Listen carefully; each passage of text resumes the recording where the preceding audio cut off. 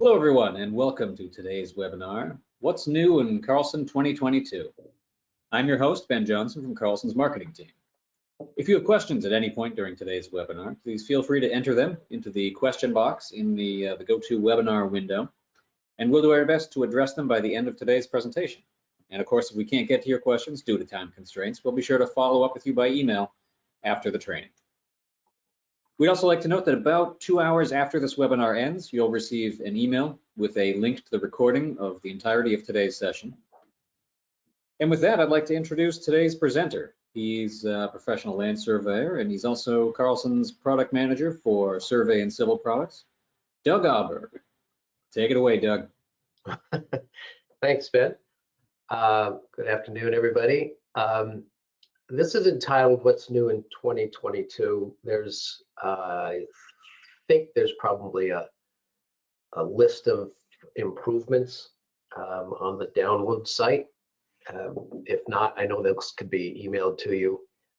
I am not going to try to go through every little update or new feature that exists. I'm not going to have enough time for that. I think there's probably a couple hundred or so little enhancements, some big, some small, some improvements over old commands. And it's a worthy note that Carlson does a good job responding to their users. A lot of the new features and enhancements that you see come directly from users' input. So I'm just going to kind of go through a list and see through how many of these I can go through. Like Ben said, I'm a professional land surveyor licensed in Massachusetts and Colorado. So I've been doing this since I was about 19, I think. So it's been a good long time. Throughout that time, I've run into a lot of different companies, users, engineers, and land surveyors and contractors, but who use this software a lot. And we kind of have two camps of users. We have the IntelliCAD users, who you're looking at a screen right now is IntelliCAD. I also have an AutoCAD screen. I'm going to be jumping between the two for no particular reason other than it saves me a little bit of time loading some drawings. And I just like to make sure that both platforms are somewhat covered. But speaking of that, the first thing I'm going to start with is IntelliCAD. This is an improved command.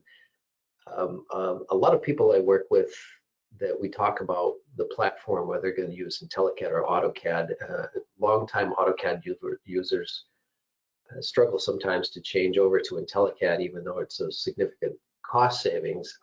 And this is one of the reasons why they tell me it's called a sheet set.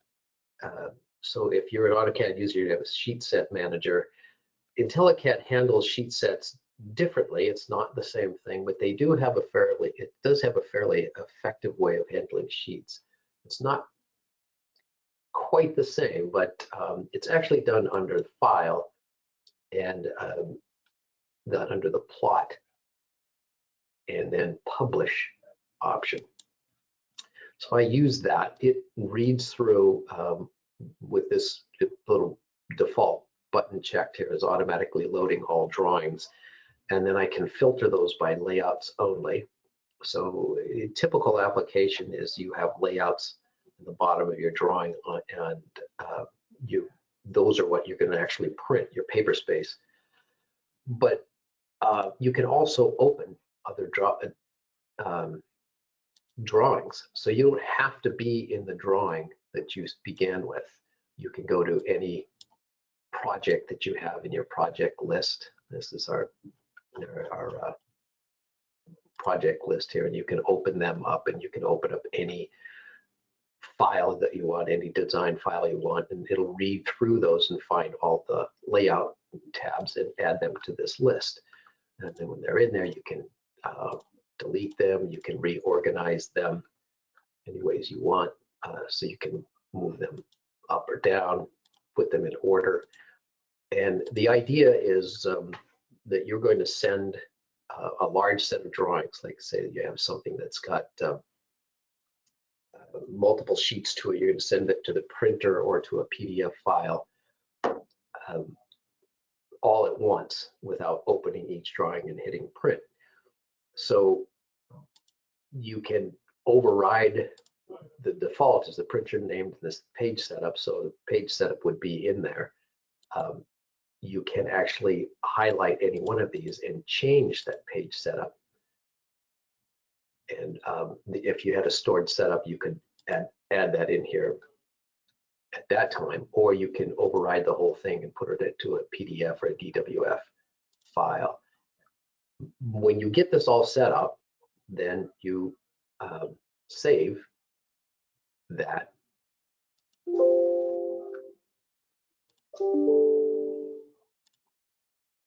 to a DSD file. So I did that previously, and I'm going to open up one. So here's a project.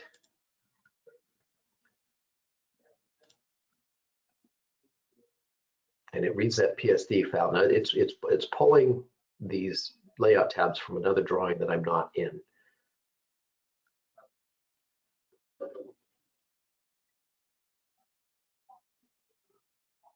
And there they all are. So these had already been organized and saved. So here's the setup. I'm going to send that to a PDF file, and I can publish that when I get everything exactly the way I want it. I can publish that, and it's going to create a PDF file, which I've also already done. So to save time here, I'm just going to use the miracle of time here. I think I have it in this folder. Oh, wait.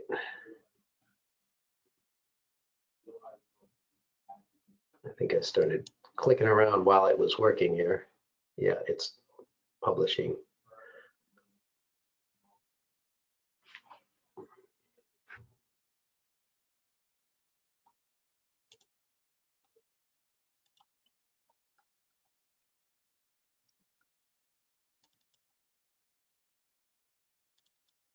And I end up with this.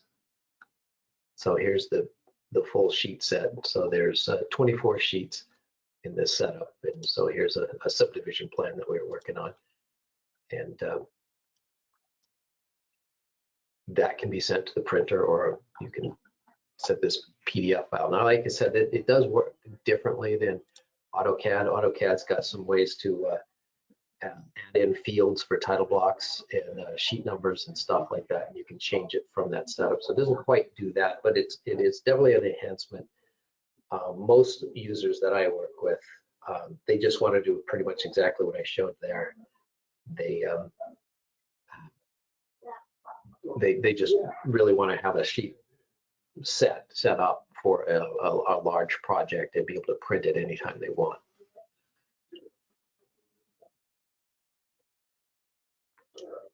While I'm in here, another kind of new enhancement that has been done to a command that's been in there for a while is under the draw menu.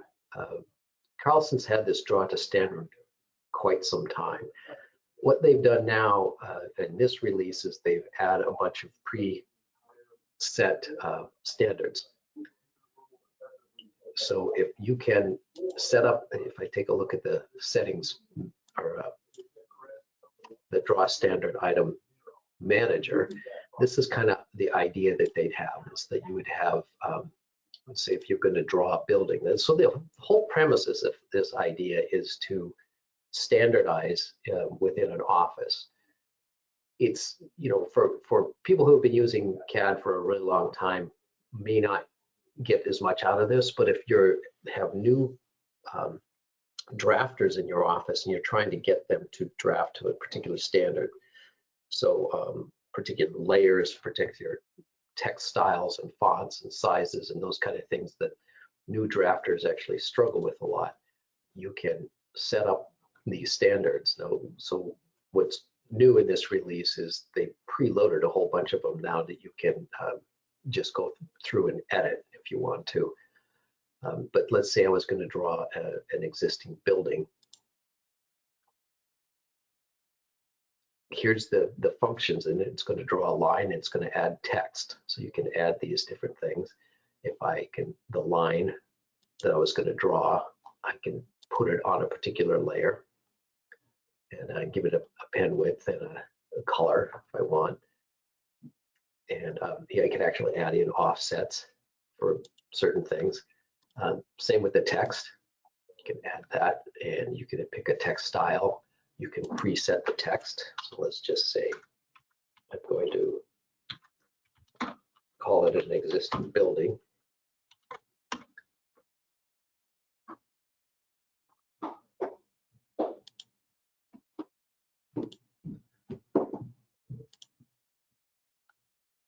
And I can highlight this. Now I hit draw item. And I'm just going to, oh, wait a minute. Figures I would make a mistake. Draw item. I was trying to get a relative size here, but I'll just draw a building.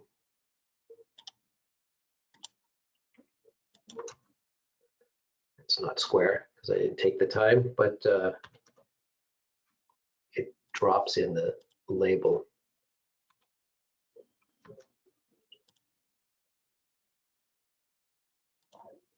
I'm going to save those changes. So here's it.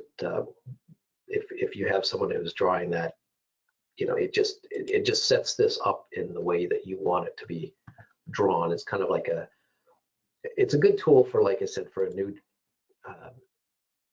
drafter and for a CAD manager who wants to kind of try to get consistency throughout the company.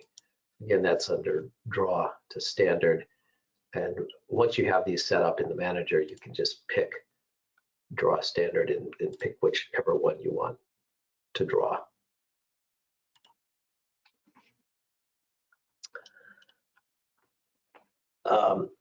One other thing about that is that actually you now actually have the ability to assign a quick key to any one of these draw commands. So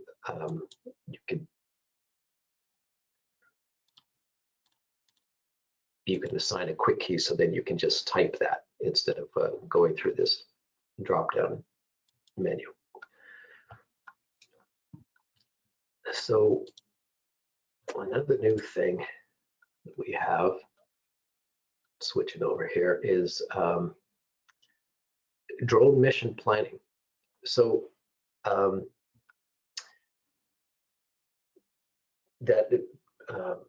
drone surveys and drone flights have become quite popular, and you know, Carlson has been able to handle the ortho images. We have PointCloud that handles the cloud, and this new command actually helps with the planning of the drawing itself. I mean, excuse me, the flight plan itself. So let's, right here, what you're looking at is I dropped in a Google Earth image of a project that we surveyed, I think it was about 1.5 years ago, and we did fly this. And the way this works is to simply just draw a polyline around the area that you're interested in flying, and you're going to overlap it quite a bit. That's not really that important, and you just have a closed polyline. And I am running this command is actually in the survey folder. I have to bring up IntelliCAD here for a quick second just to show you where that is in the drop-down menu. It's under survey, drone mission planning. It's called, the command line is mission plan. I'm going to close out of that here for a second. The reason why I'm doing that is I'm running an older version of AutoCAD in the background here.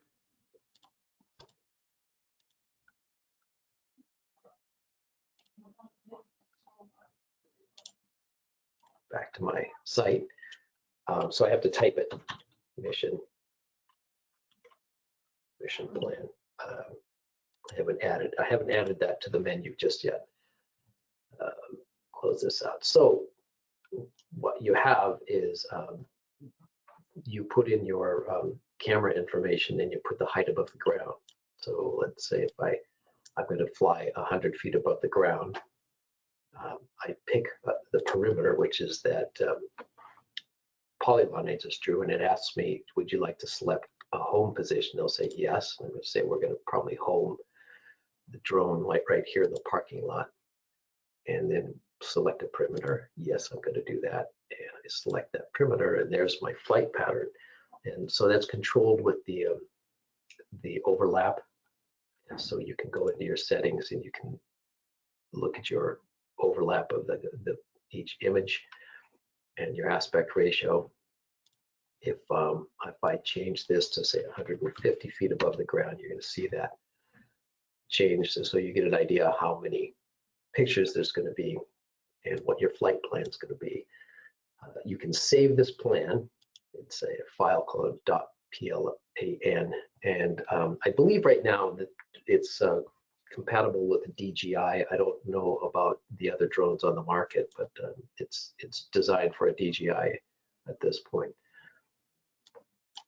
So that's kind of a neat new feature, and you can actually preview the flight if you wanted to hit that, and it'll kind of fly through the whole thing if you want to do that and come back to the homing position. So I'm going to exit that, delete the CAD objects.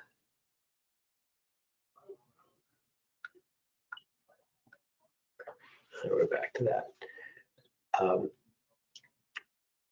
Another new, though, this is a brand new option in settings and drawing setup. So this is a user base. This is a perfect example of a user requested feature for Carlson, and it's for users, surveyors, I guess mostly, but it's really kind of designed for the idea of working between grid and ground. So in the drawing setup, we have an input and an output distance scale factor. Now we've had the output distance scale factor for quite some time. So you can draw in grid or ground, and then you can, based upon your projection, you can annotate with both distances, a grid and a ground distance. So you have a grid combined scale factor in there, and you do your complete survey on grid, but you're required to publish the dimensions on ground. You can output that scale factor from grid to ground or ground to grid, or you can use the set button and calculate a combined scale factor. It uses the points in your coordinate file and comes up with an average scale factor. So then you have a single scale factor through the whole entire site, which is more than, it's typically the way I use it because our sites aren't necessarily that big. If you use the grid to ground or ground to grid, now it's going to change the scale factor slightly depending where you are on the site. Now I'm working in Massachusetts. That has very little effect. It's pretty much the same throughout the whole site. But when I was surveying in Colorado, and we're dropping surveys that start up on a mountain range and drop maybe 6,000 feet down to a village, which was a particular site we were working on, that scale factor makes a huge difference. So you know, that's one way of dealing with it, but it's going to calculate that scale factor on the fly and label, annotate your distance. Now so we've had that.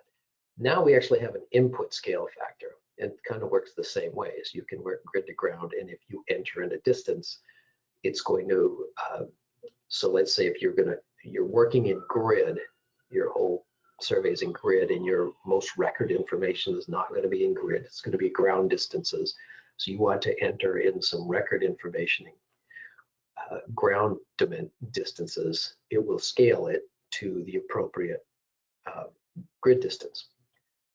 So just kind of as an example, if I had a scale factor of 0.5, which that's not going to be, it's the same thing. You can have a single scale factor for the whole drawing, or you can calculate it on the fly. But if we had a scale factor of say 0.5, and I use a Carlson command, like my favorite one, line by angle and distance, and I just pick a line, spot. I'm going to draw a 45-degree angle for 200 feet long.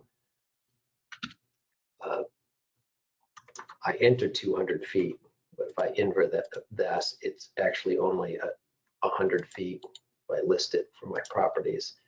So the length is actually entered in, it only comes out at 100 feet, and I entered in 200 feet. So that's how it works. That was asked for a couple of years that I know of. We had some folks up in the mountain ranges where they have to deal with this all the time.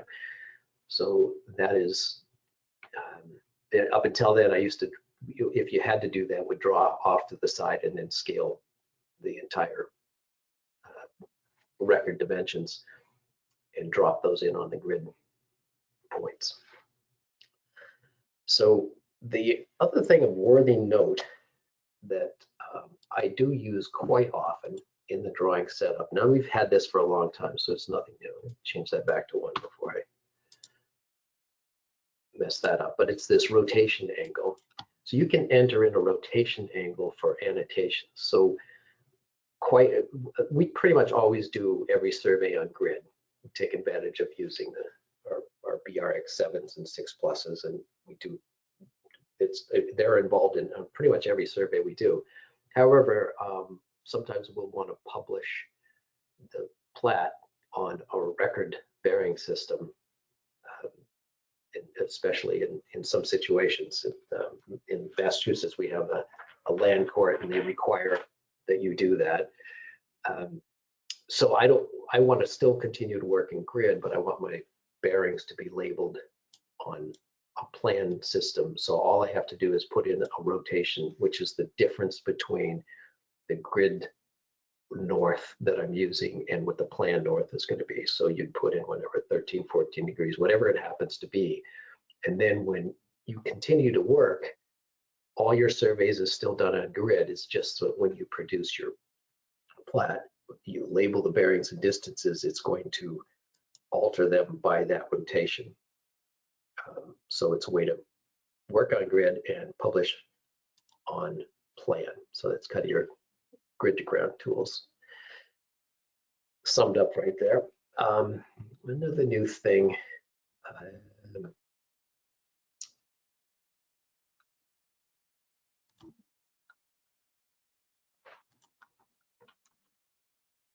I'm going to get rid of that for a second.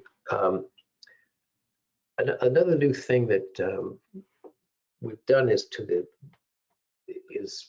taking an old command here and adding it to another process. It's significant for some users. If you're a field to finish user, which we use this exclusively, Carlson has always had what they call substitution codes. And what you can do is you can add a code as a raw description, what you type in the field, and then you can have it field to finish see it as something else. Now here's one that I use all the time to draw a double yellow line. So when I process it, it sees DYL, it's going to actually do an offset in both directions of a ½ a foot to draw that, a double yellow line down the road.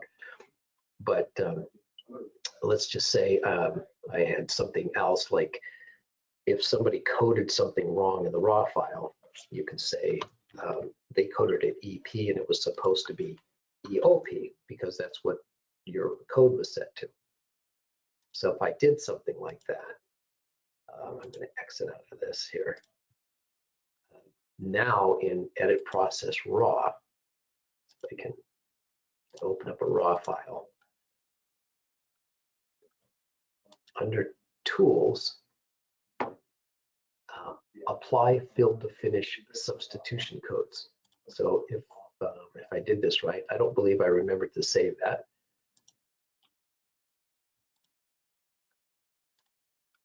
It did it.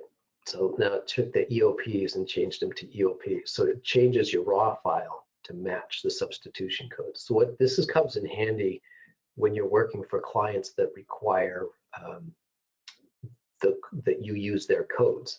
For example, we do a lot of work for Massachusetts DOT, and they want to see the raw data. So the codes on your shots need to match what they have already set up for a code list. And they're minor differences in some cases, like we use DMH for a drain manhole. Mass DOT uses MHD, manhole and drain, so it's MHD or MHS. Don't want to retrain the crew to use different codes every time.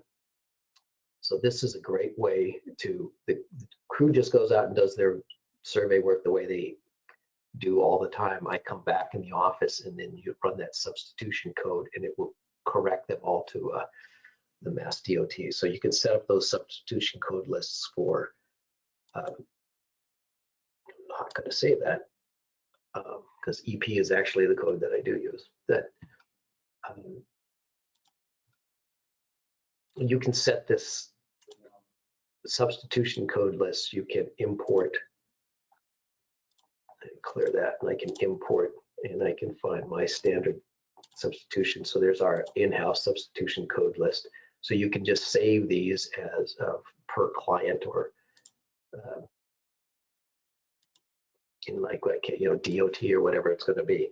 Or if you just have crews that did it wrong, put in the wrong code for something, you can substitute those.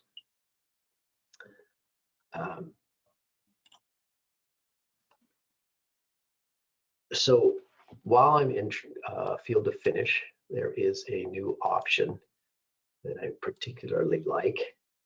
You can now, this is, I don't know, I got a couple thousand points in here. This is about a 14-acre site. Went around this building through about 3/4 of it. You can now triangulate and contour right from your raw field data. So right on at the get-go now, you can actually just click on that triangulate and contour button, set up, because I always like to save a TIN file. So all I have to do is go in and save this.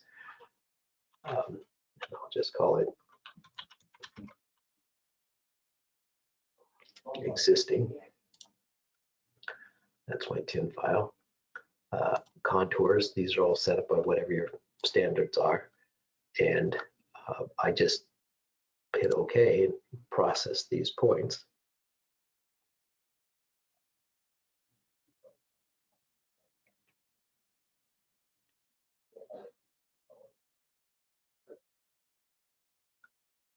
So if you're a field to finish user, you know that you're picking up break lines as you go. So my break lines are all coded in the field.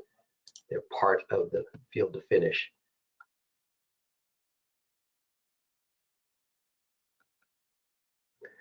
We also code in the field any non-surface entities by using special codes. So the surface model is ready to go. So I mean, this is a really nice tool, especially for if we do this, then we get that surface model built before people start drafting and introduce, sometimes drafting errors get added to your surface model. So I'm quite fond of that little upgrade. With field to finish in mind, another one that I really like, I think I like this because maybe I might have even asked for it. Freeze these for a second. So right here, there was a set of steps that came into this building, and there actually is 5 or 6 steps that came up into an entryway. So typically, the crews would denote those, take a shot and then just make a note that there's 5 or 6, 7 steps go up or whatever it is. So you can now run multiple offsets. So if you're used to using offsets, that's a special code. And if you're not using Field to Finish, there's a lot of material, a lot of videos that I've already produced on Carlson Academy. Get yourself started with that.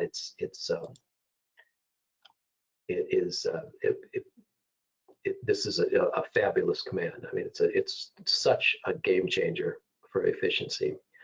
But you can there's defaults in here, and then you can override them to whatever you want them to be. So we just, instead of OH for horizontal offset, we just use an H and V for vertical. So you could, they can be user defined. So our offset code is H, but you can now do multiple offset. I'm going to cancel this for a second. So you can see I have located point number 16, 40, 41, 44, and 45. That's the bottom of the step. So on the first one, it's edge of concrete, begin. And then if I say offset 1 foot, it would offset that 1 foot space and 5, and to repeat that offset 5 times. So now when I go to process that, I'm not going to reprocess the whole file. I'll just say 1640 to 1645.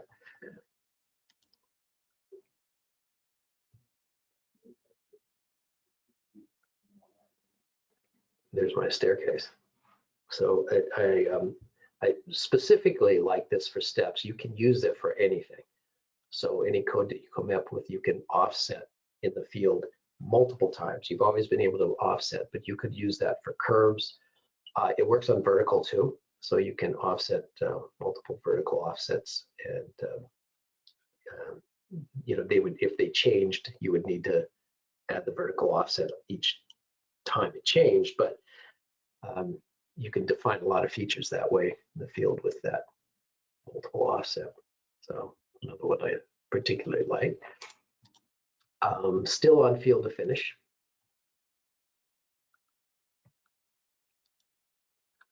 Good model space. Pipe feature. I've written recently about pipe feature and the advantages of using that. So we've had the pipe feature for a while, but the new enhancement about that is being able to define all the pipe feature settings by the code itself. So it used to be pipe feature was kind of an on and off type of option, almost a toggle, if you will. Now you can, and see it, I have in sewer and drain structures, I have a drain line and a sewer line for if I'm going to use this sewer network, meaning it's a bit a pipe feature. So you take your code and you add it from a typical, most features are a topo. You have a tree, a pipe, and now you have a utility feature, which is also quite interesting. So both the utility is a new feature for the 2022, but the pipe feature, now if you go into your pipe setup and you took a look at your settings, so you can decide what you want for your, what you're going to label, how you're going to label it, what you're going to label at each structure. And then when you can set that up, you can save that as a particular setup, and then add a code. So I've added my 2 codes, my drain line. So there's not a big difference except that the layer that they go on. So they go on a different layer, and then I like a slightly different line types between the drain and sewer, storm drain meaning. And my sewer, you can see that it's going to use different layers and a slightly different line type. But other than that, I don't get too carried away with that, but you can do as much as you want with that on how you want to label those things. So when you get this all set up, when I save the file, it now saves these different code settings in the same file. So you only have one file to load and share across the company. And if you're using the pipe feature, I don't need to save anything. And when I process this, and you can see I get, here's my drain line, so it's on a different layer, and it labels it as this, my slopes, the slope arrow, and the sewer lines. So it's got 2 different line types. So And I use this not so much for existing conditions plans, but for as-built usually. And then you can take this information and add it into a program that Carlson has called Sewer Network, and then finish the whole thing with a profile view from this same information. That gets a little more involved, so that's for another day. But the ability to alter these based on the code, that's the part that's so new about this. And then the utility codes for, I've got electric line and water line. You can just draw the lines like usual, but you could actually make them part of a utility network, which is in the civil module. I believe it's under the road process. Where is that? Maybe it's in the hydrology module. Oh yeah, I think it's in the hydrology module. But so there's a whole new, there's a network, and there's a utility network in here now. So that's kind of worth the investment if you do a lot of plan and profiles as a surveyor for doing your as-builts, that you can go from here to here a lot easier. All right, another new command. This is actually another enhancement, but this I really kind of like this now. This is a design tool, so this is not so much for as-builts or surveys really, but if you're laying out a parking lot for any reason, it's in the it's in both the civil and the survey modules, because it's under area layout. There are parking utilities. So we have there's a few different things here you can do with this design parking lot along an alignment is really easy to use. So I just execute the command and I can hit P and just select a polyline. I have one here. And what it does is it, based upon parameters that you have set, some setups, you can have default settings here on each one of these, telling it you can how big is a stall, 8-foot stall, the depth, and all those kind of things.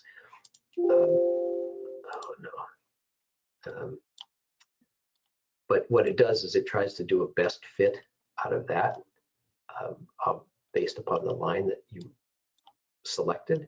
But then you can go through and you can add more things. So if I pick a parking stall, let me just hold on a minute.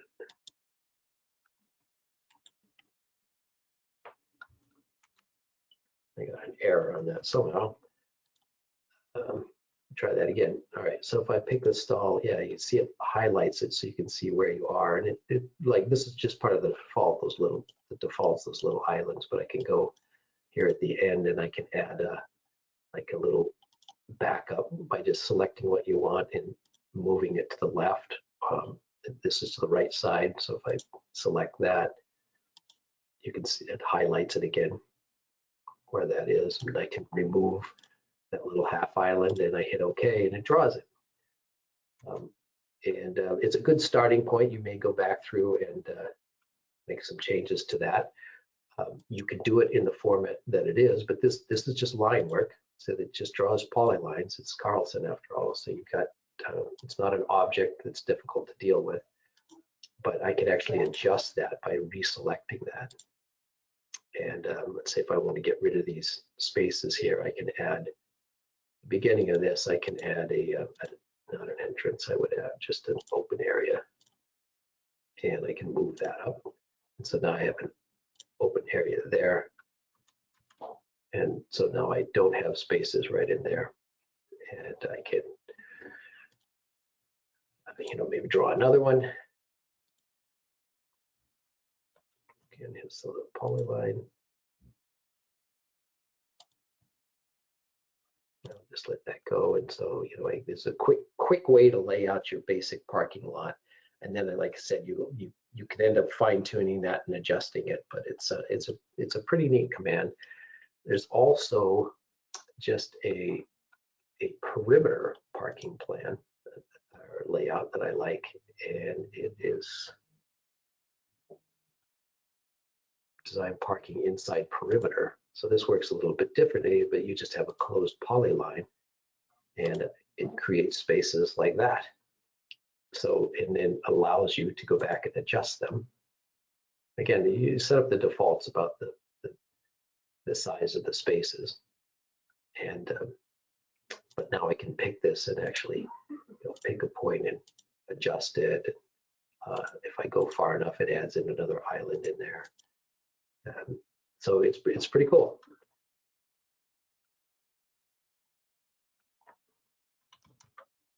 You do a regen. Part of that too is this is new. When we go into this, to mention this, you can actually elevate these and start and grade out your parking lot as you lay it out, and you can now create a whole parking network. So if anybody's used to RoadNet, this is, I guess you would call it parking net, but it's the same idea. You create a network file, you can grade it and project it down to an existing surface and create a new parking surface and do all kinds of things. So that's a little bit more complicated, but it's kind of works like RoadNet, where you have center lines and defining the parking areas based on those parameters. Like RoadNet, LotNet, both work like that.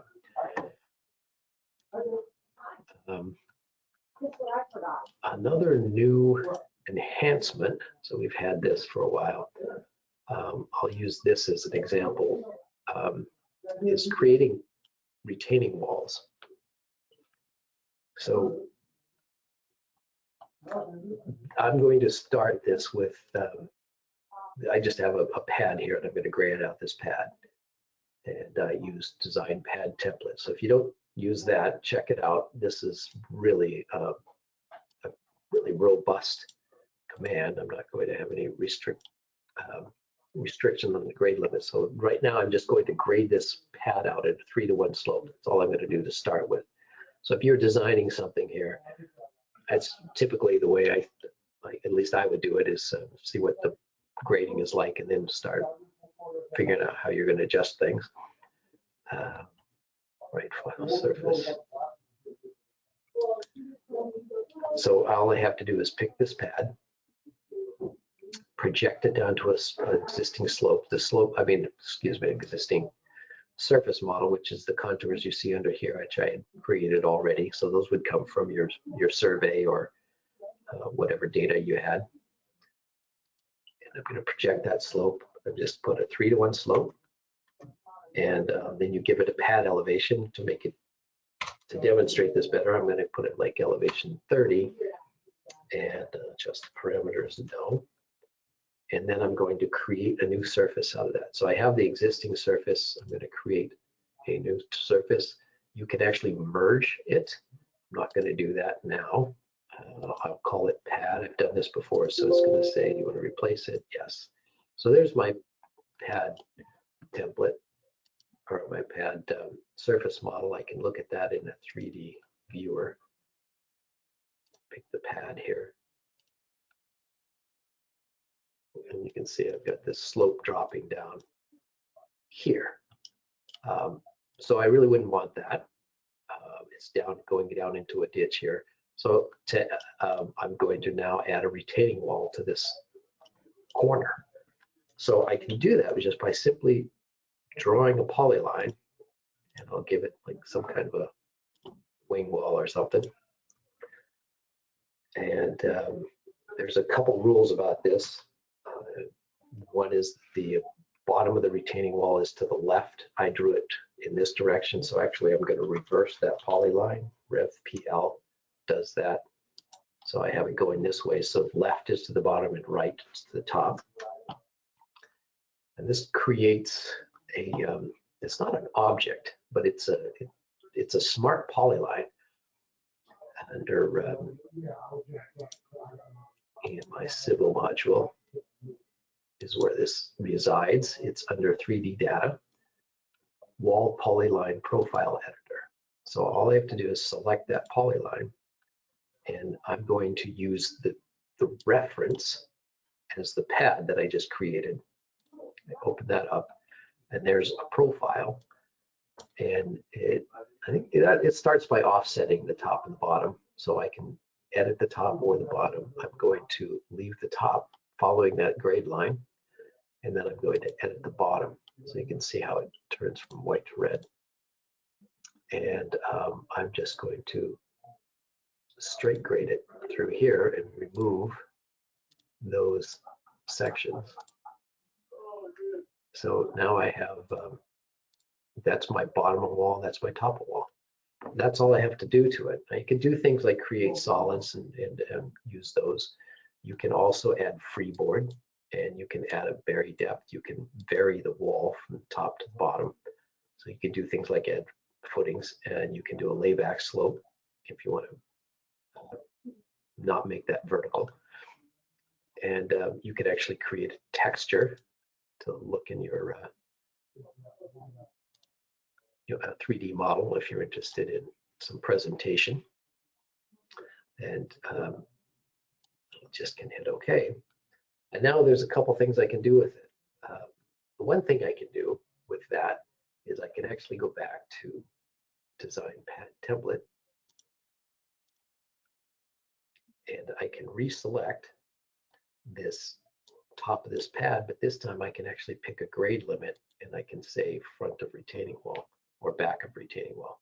I think it's the front that I'm using, and I pick the top of that wall, the same projection down to the existing, and then all I have to do is erase those sidelines when I pick that polyline, and 3:1 slopes again, and it stops the grading right there at the polyline.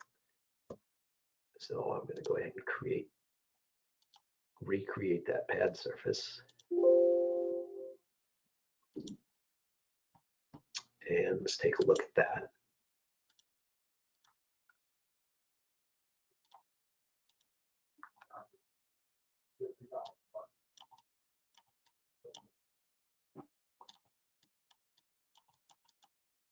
So I've got my down here at the bottom. And I think I should have gone to called that the back of the surface. It's the back of the wall. Let's see how quickly it was to fix that.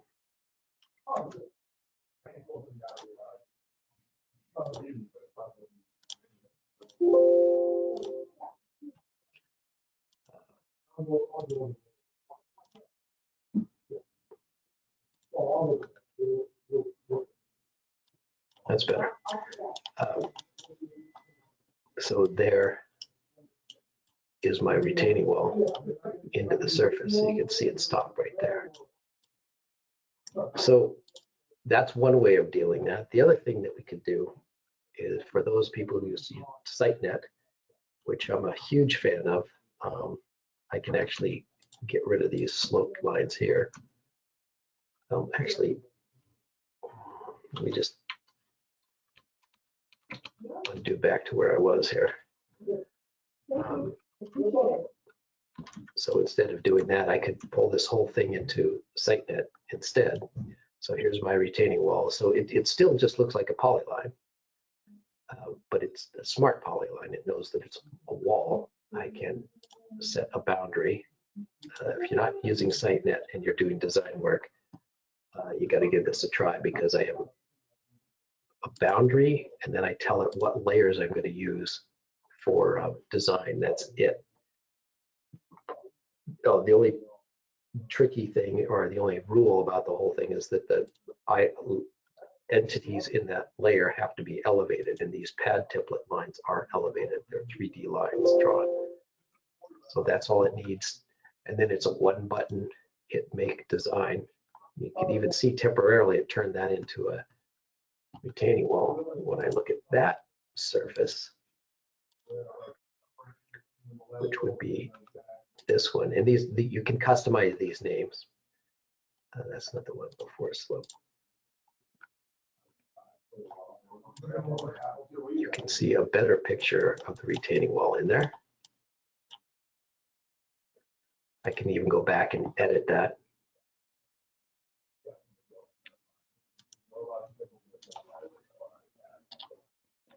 And say, I'm going to add a freeboard of a foot, vary it at maybe 4 feet. I could change the width, to 2 feet at the bottom, whatever I'm going to do. That's all I had, the change I had to make. I just hit make design again. Take a look at that.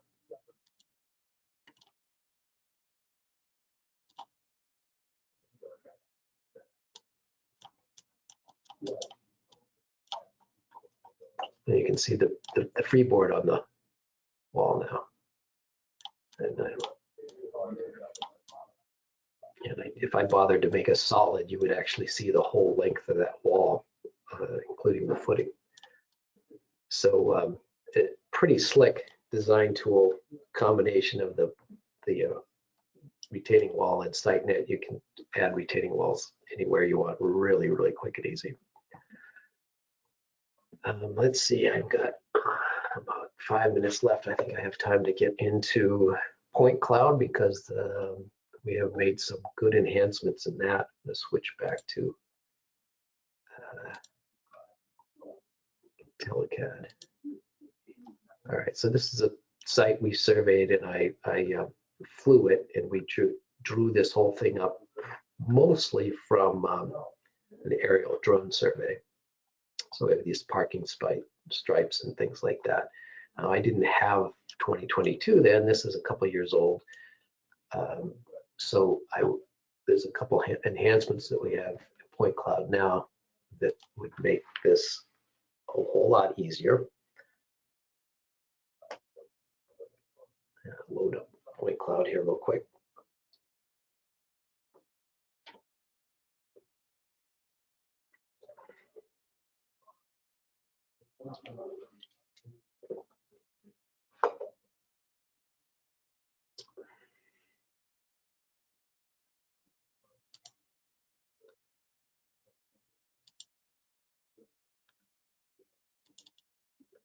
Take a look at this cloud. If you haven't used PointCloud, it's another thing worth checking out if you're doing drone work at all. It's pretty easy. What I like about PointCloud so much is that it works with your CAD open, so I can draw in the cloud and it comes out in the CAD drawing. It's just really the way I like to work. So here's the site. So a couple things that we've done. We've always had a bare earth that strips, trees and cars and whatnot out of it. What we have now is under the scene option, we actually have regions. So it's kind of like classifying. Carlson calls it regions, but it's sort of like class, it's not really classifying because we're not telling it what the material is really, but we can classify or create regions of ground and non-ground. So I can turn off. So if I run the bare earth, that was created by running this bare earth program here, and I take a bare earth to regions. So I can now turn things on and off. And I need to actually go through and clean this up better than I have, but that's good enough to show you what one of the cool new features in here. And it's extracting a curve. So what you do is select a perimeter. So I'm just going to select an area. So this has less to consider. Because it just runs an algorithm through this, but now I've made a much smaller algorithm, selection set, because what I want to try to do is pull the curve, top and bottom curve, out of that selection set. So I can extract curve, and the one I like to use is edge clustering, because it's really there's not a lot to setting this up. It's just going to go through the little algorithm here and try to find those vertical changes. The only selection is whether it's a sharp or a sloped curve. So you just kind of, if you know that going into it, it kind of helps if you know if it's a vertical curve or a sloped kind of curve. And I just hit extract, and you specify layers for the lines to go on, and I hit OK. And it runs through this pretty quickly. And there it is. So if I hit in action, I was able to get a pretty decent, so I got one stray thing here where I hit the shadow and a piece of tree left over, but I got a pretty decent top and bottom curve line drawn in through here fairly quickly. So you can over select. I selected a small amount. You can but you could select this whole island. You might get a few more stray lines where it picks up some leftover pixels. So there's a few things you can do to help that along, and that would be to clean the cloud. In here, when you get your cloud, you can clean it. It removes stray pixels, and you can run the bare earth more than once. You can resample it, and there's cleaning tools in there. So you can do a few things to get it clean as cloud as possible to start with. But Carlson's headed in that direction. It's the race to extract data from clouds, and Carlson's no exception. They're working hard on trying to do a lot of enhancements around that. So someday we'll get to the point you just press a button and say create a plan, and then that's it. So if I want to draw these now, I can actually just select these. Or excuse me, these. I think I can draw all. Yeah, I can draw all of them. And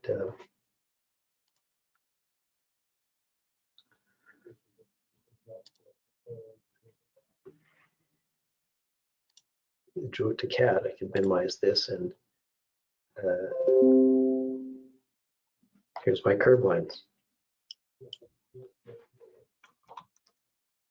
And you can, and so here's the ones that I don't need, so I can just get rid of them. They're just polylines, but they're 3D polylines. Okay, I think I need to pause or stop for questions. I see it's 1 o'clock right now, so if we have some questions, we have time here, I can see if I can answer them. Hey, Doug.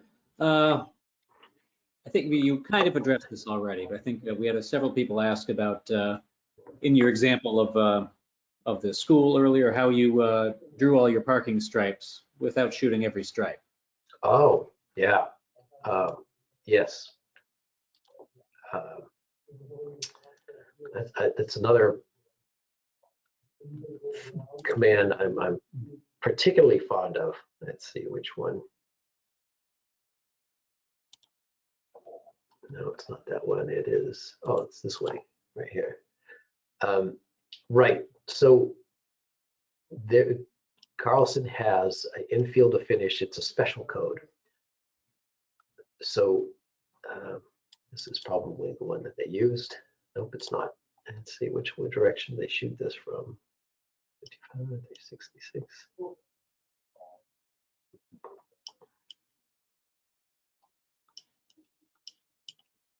You know what? I'll just create one off to the side and show you.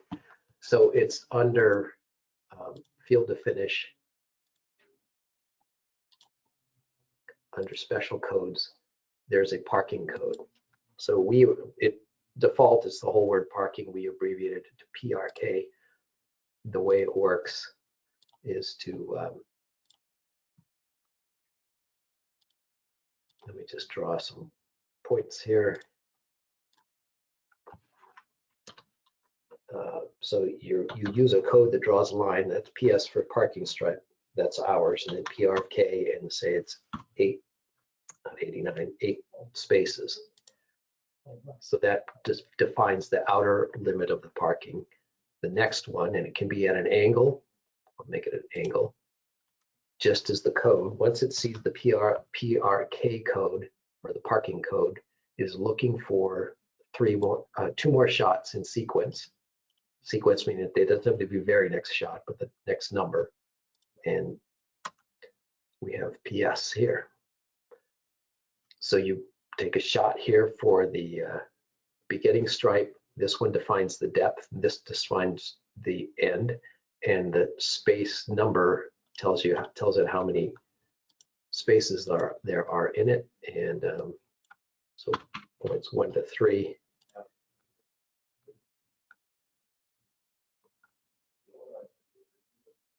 There's my parking spaces. So what you just count the spaces and then take the shot. You really only need 3 shots for all of these. They took extra shots for contour reasons. They code those as an R for meaning random shot. But the 3 codes were this one, shot. I don't know why I don't know where the other one is on this, because it certainly worked. Oh, you know what? They shot it from the back, so it doesn't really matter which one. Here it is. So they shot it in this direction, so that doesn't really matter which direction. It's just that order, 1, 2, 3 gets it for you.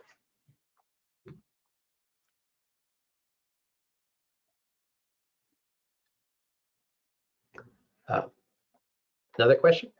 That answers it, hopefully. I think that covers it, Doug. We have a couple questions. I'm going to combine them into one, hopefully not too awkward question of, do you have any recommended settings for getting better contours or smoother contours when you're working on really dense point clouds or tins created from really dense point clouds? Yeah. Yeah. So there's some algorithms for that in point clouds to simplify and smooth. There's actually a smooth, let's see, did I close out point cloud here?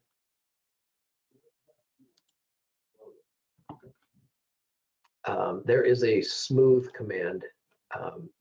Here's what I'm going to get to. Because we run into this all the time. Like, how much work are you going to do to make those contours look nice? They're not inaccurate. They just look lousy because they're little sawtooth. They're following all those pixels so specifically. They just don't look smooth, and you can fight with them to try to get them smooth. So what I do, it depends a little bit on the site.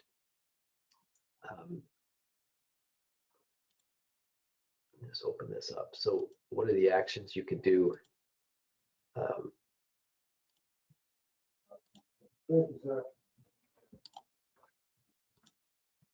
have to open it up to get to it, but there's a smooth command. So and it runs an algorithm, and it tries to eliminate pixels that are right next to each other, the same elevation or close to the same elevation. So there's numbers you put in there for tolerance, and it does a pretty good job. You can smooth a surface after. So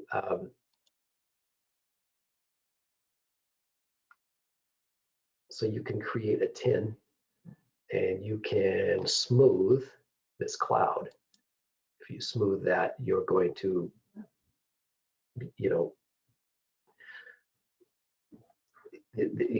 this is the only number you have in there, but you're just running an algorithm by your search radius. That's by a foot, so it's going to look every foot and smooth, try to eliminate. But let me get to the cut to the chase. So let's say if I did a surface model like this one here, there's so much going on. I probably would manually set points. Because I don't know, because you need the break lines, and there's just so much going on a site like this that automating the contours is going to be a little bit rough. I mean, there's even a guardrail in here that you're going to have to eliminate. so you don't have contours going up over the top of those. So a complicated site like that, I still set points because it's just like, I call it a virtual survey, but if you hit create point, I'm literally, I can pick a description, I can attach my code table, the same exact field to finish table that I have here. And, you know, if I pick a, you know, a curved line or something like that, like a edge of pavement, I can do that. And you can actually zoom in here like this, and you can just set points as if you're walking down the street. So that's time consuming. But you get a really accurate surface model that looks really nice when you do that. If I can automate it better than that, what I like is survey by grid. So if I had a large site, like I did a golf course, so it's a couple hundred acres.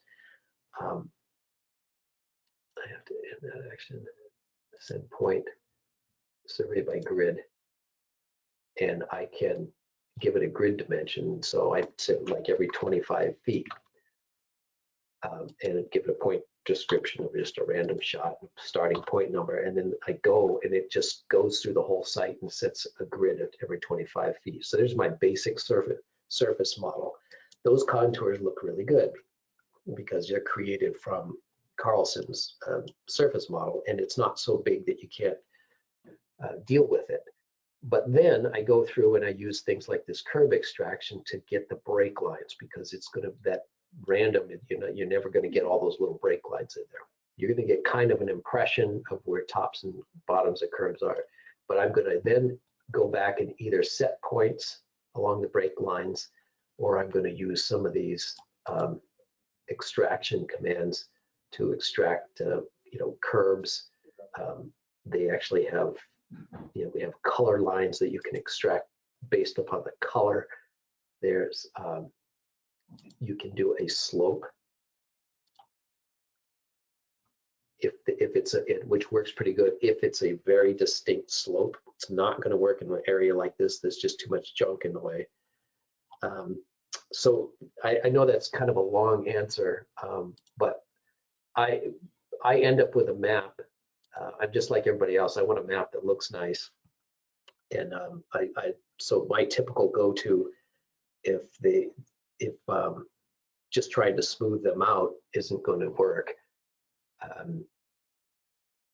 I do a little more work on it, and I do a survey by grid and then add in those break lines, and I get a better looking surface model. Otherwise, I think your option is to try smoothing it here, and then in surface model itself,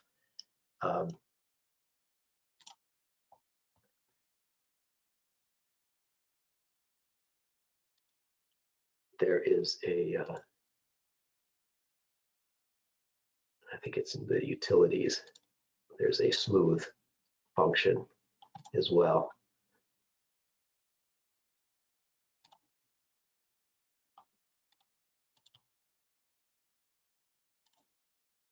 And you can simplify and smooth the tin. So it's got its own, simplify it, you can smooth it, and so you can play with that too. So if doing extra work is not an option and you're just trying to get the best you can, so that's going to be your method. Is and what I pretty much do is I go ahead and create the tin from the cloud, and then I use these Carlson tools to go back and smooth and simplify it and try to densify it and all those other kind of things. But if I really want a finished product that I'm going to use, currently what I do is I just do a little more work than that. That was a long answer. Sorry about that, everybody. That's all right if it's long, if as long as it's good.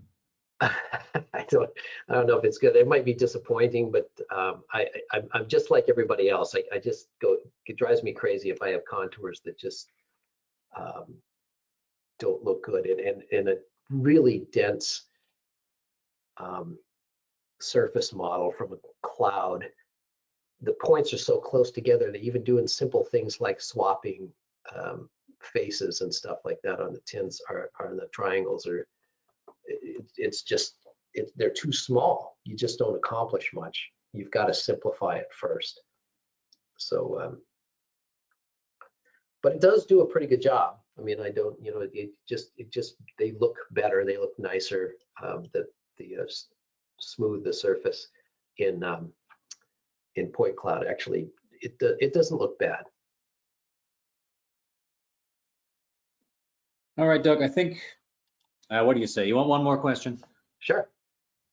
All right, in the name of time, we'll limit it to this, but there are a couple questions about how you got some of the lines in your plan, specifically the thick dashed line for your drainage lines. And yeah, I think the other question is pretty much referring to the same one. Hopefully that's not a... Are we talking about these guys right here? That's what I would say so. So there's settings in the pipe feature. So in the pipe setup, if I look at the my drain line, and if I look at the pipe label settings, draw pipe type, there's my options.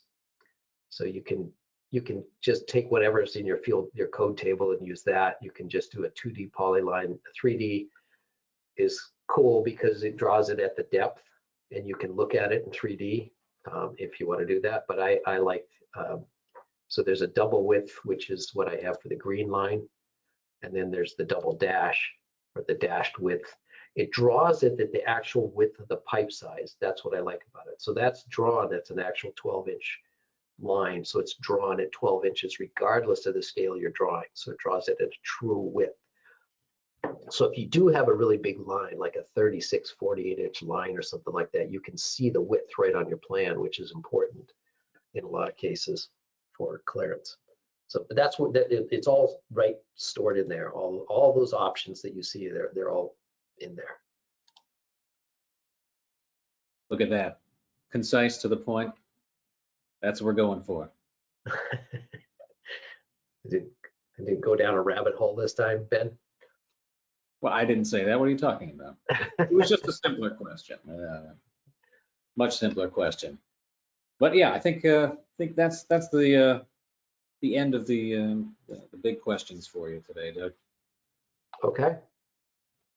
Well, thanks for coming, everyone. And hit me up, or Ben, bother Ben as much as you want. If you have more questions, he'll get them to me. Just for that, I'm going to include your email in the follow-up email. Okay. Yeah, thanks everyone for attending. If you want to just learn more about Carlson 2022, you can visit the carlsonsw.com/2022 site. As a quick reminder, as I said at the beginning, you'll receive an email with a link to the recording of today's session in about 2 hours from now, as soon as it finishes rendering on the GoToWebinar platform. And in that email, there's also a link to view all of Carlson's other upcoming webinars, where we hope to see you again. So thanks again for joining us. Take care, everyone. Thanks again, Doug. You bet. Bye.